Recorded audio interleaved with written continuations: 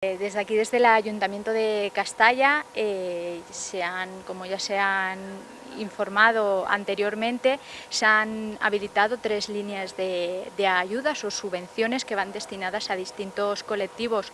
Hay 2 de las líneas de ayudas que han finalizado los plazos de solicitudes esta semana, que iban dirigidos concretamente a pymes y autónomos de la localidad, de distintos sectores y distintas actividades. Ha habido una gran cantidad de solicitudes y vamos a empezar a trabajar para la resolución lo más antes posible.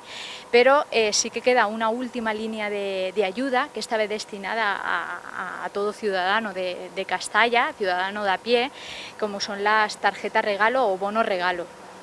Esta iniciativa partió del año pasado, donde ya se puso en marcha este plan de ayudas de tarjeta regalo, y que este año, debido a la gran acogida que tuvo el año pasado, se ha puesto de nuevo en marcha.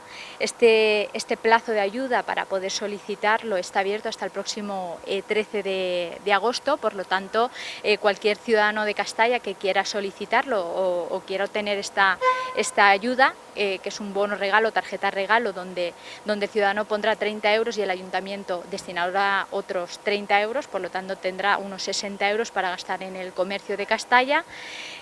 Podrá venir aquí o bien al registro del ayuntamiento de 9 a 2 o bien a las oficinas de turismo a poder solicitarla. Es muy simple, viene, solicita, rellena el formulario y se le autorizará a esta ayuda. Por lo tanto, todavía sigue abierto este plazo, y animo a la ciudadanía a que venga a solicitar estas ayudas, ya que tendrá esa ayuda o ese bonus para poder utilizar y gastarlo en el comercio de Castalla en los próximos meses.